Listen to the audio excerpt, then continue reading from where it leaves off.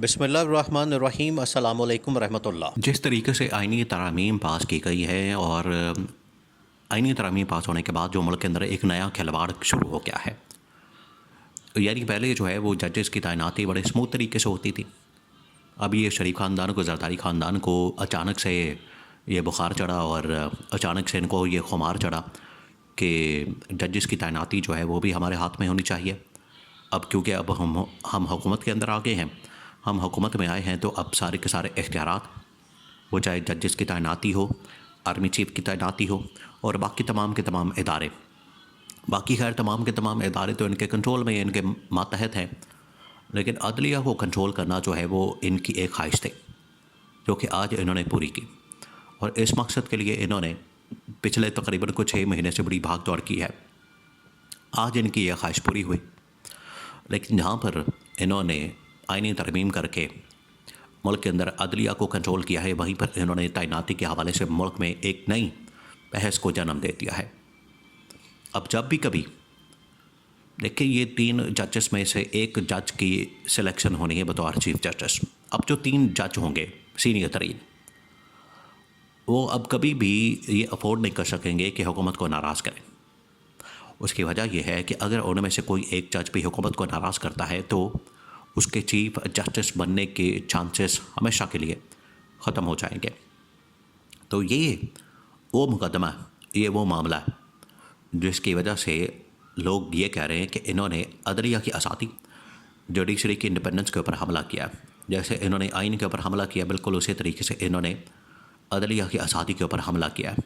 और यही वो अदलिया की आज़ादी है जिसकी बार बार बात की जाती है, ज़िक्र किया जाता है, और इन्होंने तबाह बर्बाद कर दिया है। अब एक एक्सरसाइज होती थी पहले तो आर्मी चीफ़ की तैनाती के मतलब पूरे मुल्क के अंदर एक किस्म का पूरा मुल्क जाम हो जाता था।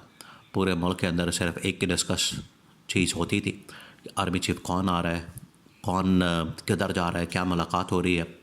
और आप लास्ट टाइम भी देखें जब आर्मी चीफ़ की तैनाती हुई जनरल आसिम की, तो उस वक्त तकरीबन को 15-20 दिन, 25 दिन, 30 दिन, महीना, 2 महीने यही चलता रहा कि समरी आ रही है, बंदा आ रहा है, लॉबिंग हो रही है, मुलाकातें हो रही है, आ रहे हैं, जा रहे हैं, और 2 महीने तो इसी के ऊपर लगे रहे।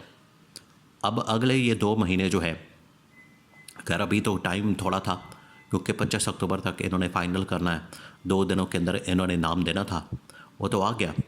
लेकिन मज़ीद अगले मौके के ऊपर जब अगली मरतबा ये वक्त आएगा, अगली मरतबा जब ये पाकिस्तान के अंदर नए चीफ़ जस्टिस की तैनाती करनी होगी और इसी तरह से आर्मी चीफ़ की तैनाती करनी होगी, तो मुल्क के अंदर इसी तरह से एक भूचाल आएगा, एक ज़लज़ला आएगा।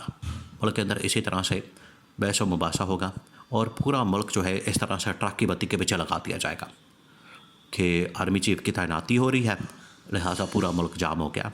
फिर उसके बाद चीफ जस्टिस की तैनाती हो रही है तो पूरा मुल्क जाम हो गया।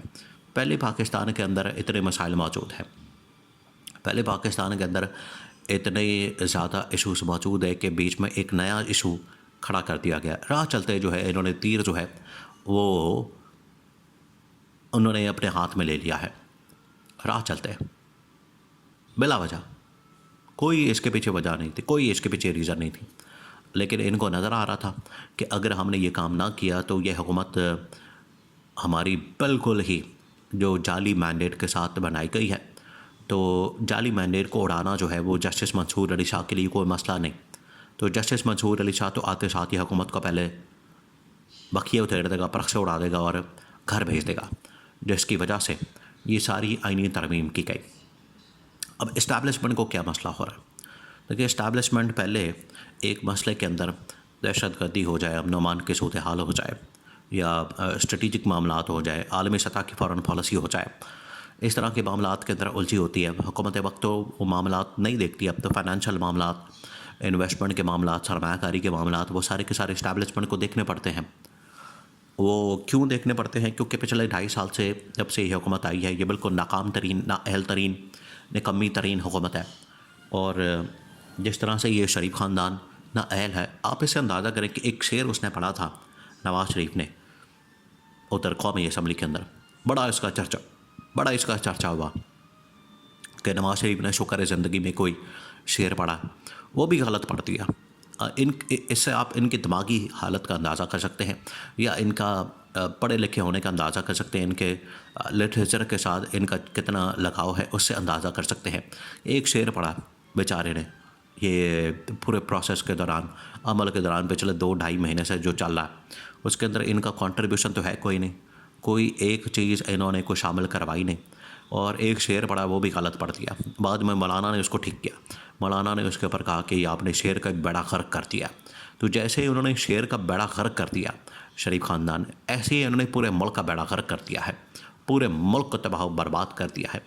क्योंकि अक्ल तो इनको है कोई नहीं, पढ़े लिखे है कोई नहीं, पढ़ने की कोशिश भी नहीं करते, जो इमरान खान का बड़ा मशहूर कॉल है इनके मतलब।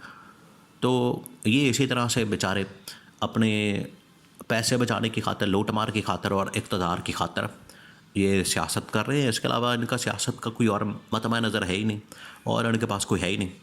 अच्छा, अब इस्टेब्लिशमेंट जो है वो आखिरकार कहाँ कहाँ देखेगी मामलात को। अब उन्हें ये अदालती मामलात और जुडिशल मामलात और चीफ जस्टिस की तैनाती और रिपोर्ट्स बनाना, परफॉर्मेंस देखना, सब कुछ करना, ये भी इस्टेब्लिशमेंट के खाते में पड़ गया, राज आते हैं।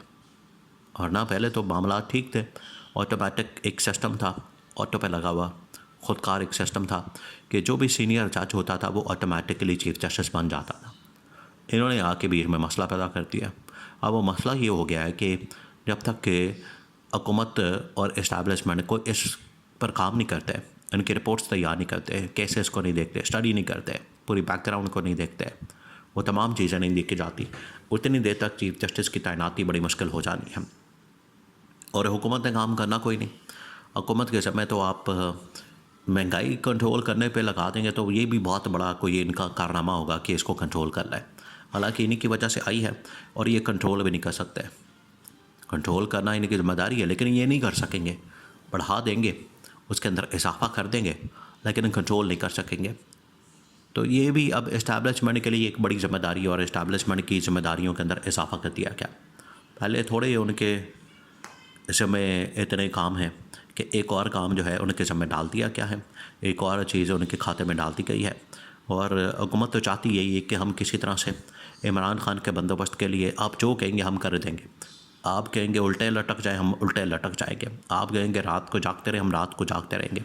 ऐसे ही तो नहीं रात के वक्त में आईनी तरमीम की गई, जब सारी दुनिया सो रही है, जब पूरा पाकिस्तान सो रहा है, और ये आईनी तरमीम के चक्कर में। इसी तरह से अदम एतमाद इन्होंने रात को किया, अब ये आईनी तरमीम भी इन्होंने रात के वक्त की। क्यों? क्योंकि उनको पता है कि दिन के उजाले में अगर ये काम डालेंगे तो दुनिया तो पकड़ लेगी, इसलिए ये रात के अंधेरे में इस तरह की वारदातें और काम डालते हैं।